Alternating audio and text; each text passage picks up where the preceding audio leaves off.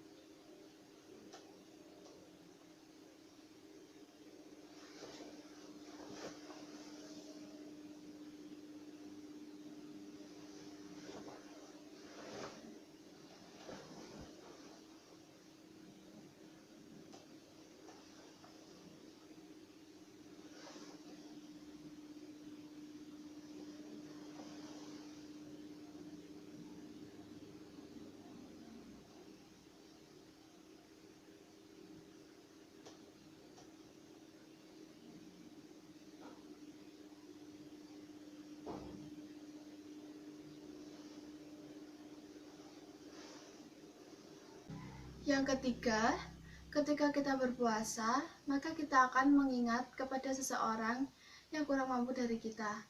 Selain itu, ketika kita berpuasa, kita juga berlatih kesabaran, mengontrol emosi, mengontrol hawa nafsu kita.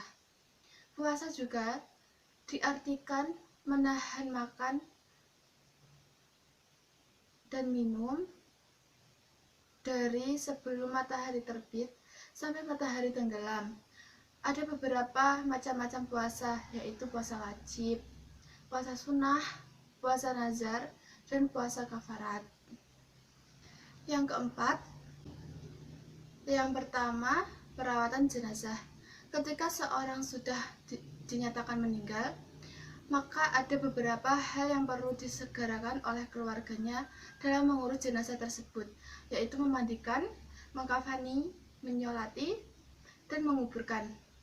Namun, kita juga perlu melakukan hal-hal berikut sebelum memandikan jenazah. Di antaranya adalah memejamkan matanya dan memohonkan ampun kepada Allah Subhanahu wa Ta'ala. Setelah itu, kita memerlukan kain untuk menutup seluruh tubuhnya agar auratnya tidak kelihatan. Kemudian, menempatkan jenazah tersebut di tempat yang aman dari jangkauan binatang. Yang kedua, memandikan jenazah. Dalam memandikan jenazah, kita juga perlu memperhatikan beberapa hal. Di antaranya yaitu mengenai syarat-syarat wajib memandikan jenazah, orang yang berhak memandikan jenazah, dan tata cara memandikan jenazah. Syarat-syarat wajib memandikan jenazah. Yang pertama, jenazah beragama Islam. 2. Masih ada bagian tubuhnya walaupun sedikit. Misalkan ketika orang tersebut tertabrak kereta dan tubuhnya hancur berkeping-keping, namun masih ditemukan bagian tubuhnya, maka itu wajib dimandikan. 3. Meninggalnya bukan karena mati syahid. Yang keempat, yang berhak memandikan jenazah, jika jenazah tersebut laki-laki, maka yang wajib memandikan yaitu juga laki-laki, kecuali istri dan mahramnya. Begitupun sebaliknya. Tata cara memandikan jenazah. Yang pertama, jenazah harus dimandikan di tempat yang tertutup. Yang kedua, jenazah ditempatkan di tempat yang tinggi seperti dipan atau meja panjang. 3. Menggunakan penutup atau kain untuk menutup aurat jenazah. Yang keempat, jenazah didudukkan atau disandarkan pada sesuatu, kemudian diusap perutnya dan ditekan perlahan-lahan agar semua kotorannya keluar. Lalu yang memandikannya menggunakan sarung tangan untuk membasuh lubang depan dan lubang belakang, dan kemudian membersihkan mulut dan hidung jenazah. Setelah itu, jenazah diwudukan seperti wudunya orang yang masih hidup. Yang kelima, membasuh kepala wajah jenazah dengan menggunakan sabun atau yang lainnya, kemudian menyisir rambutnya. Yang keenam, membasuh seluruh tubuh dimulai dari sisi kanan, lalu sisi kiri jenazah. Disunahkan membasuh sebanyak 3 kali. Yang ketiga, mengkafani jenazah. Kain kafan dibeli menggunakan harta dari orang yang meninggal tersebut. Jenazah tersebut laki-laki, maka membutuhkan 3 lapis. Jika jenazah tersebut perempuan, maka membutuhkan 5 lapis kain kafan, dan itu sudah termasuk dalaman atau basahan jenazah. Disunahkan untuk memberi wewangian pada kain kafan. Tata cara mengkafani jenazah. Yang pertama, membentangkan tali-tali atau pengikat kain kafan. 2. Membentangkan lapis pertama kain kafan di atas tali tersebut, kemudian ditambahkan wewangian. Ketiga, membentangkan lapis kedua kain kafan di atas lapis pertama kain kafan, kemudian ditaruhkan atau ditambahkan wewangian. Yang keempat, membentangkan lapis ketiga kain kafan di atas lapis kedua kain kafan, kemudian ditambahkan wewangian. 5. Letakkan jenazah pada kain kafan tersebut. Tutup menggunakan kain kafan lapis ketiga dari sisi kiri ke kanan, lalu dari sisi kanan ke kiri. 7.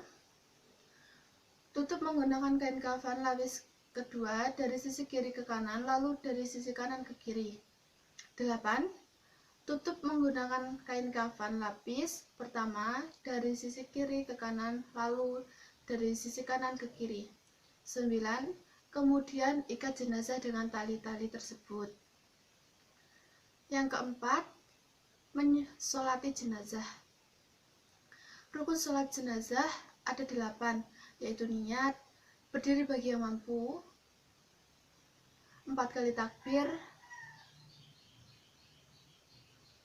mengangkat tangan pada takbir pertama, membaca surah Al-Fatihah, membaca salawat Nabi, berdoa untuk jenazah, dan salam. Tata cara sholat jenazah. Yang pertama, takbiratul ikhram atau membaca niat sholat jenazah. Yang kedua, takbir kedua, setelah itu membaca salawat Nabi. Ketiga, takbir ketiga, setelah itu membaca doa untuk jenazah.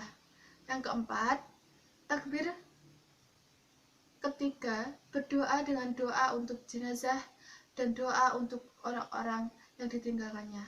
Yang terakhir yaitu salam. Yang kelima, menguburkan jenazah.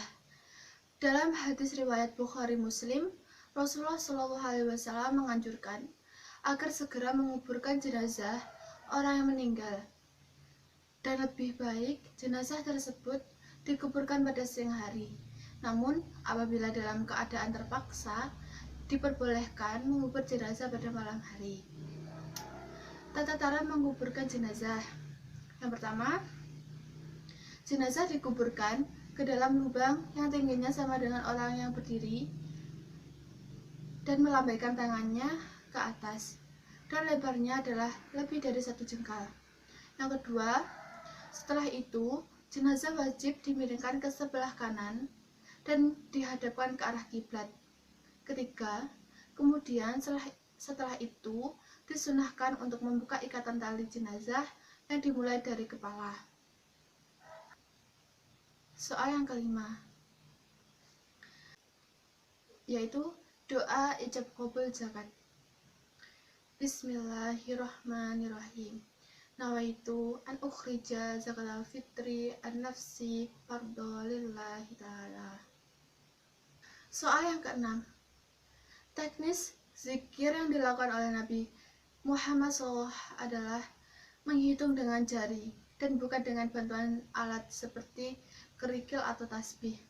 Dari Abdullah bin Amr bin As radhiyallahu anhu, beliau menceritakan, saya melihat Rasulullah SAW menghitung zikir beliau dengan tangannya. Hadis riwayat Ahmad 6498 dan dinilai hasan oleh Shuaib al-Arnaut.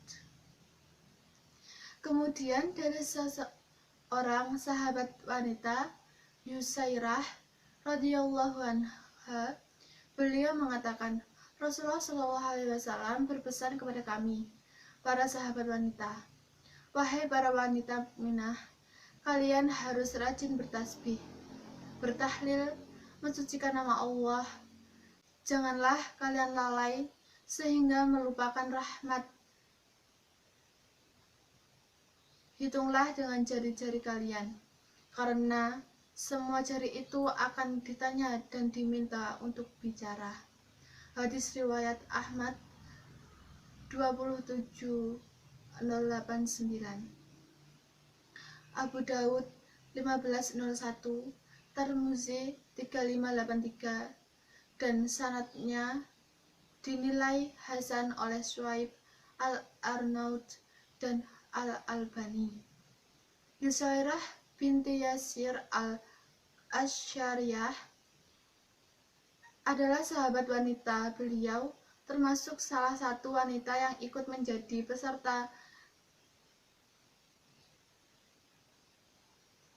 Baiat Aqobah. Ketika menjelaskan hadis Yusairah, Al-Hafiz Ibn Hajar mengatakan makna kata al-aqad atau menghitung yang disebutkan dalam hadis adalah menghitung jumlah zikir. Ini merupakan istilah orang Arab yang bentuknya dan meletakkan salah satu ujung jari pada bagian luas jari yang lain, satuan dan puluhan dengan tangan kanan, sementara ratusan dan ribuan dengan tangan kiri. Nataij al-Afkar fi Tahri, Hadis Al-Azkar 1-90. Nu'alan menjelaskan bahwa cara al-aqd atau menghitung dengan tangan ada dua, yaitu aqd bil mafashil, menghitung dengan ruas jari. Yang kedua, al-aqd bil ashabi, menghitung dengan jari. Beliau mengatakan al-aqd bil mafashil, menghitung dengan ruas jari, bentuknya adalah meletakkan ujung jempol pada setiap ruas setiap kali membaca zikir. Sedangkan al-aqd bil ashabi, menghitung dengan jari, bentuknya adalah jari digenggamkan kemudian dibuka bersatu-satu.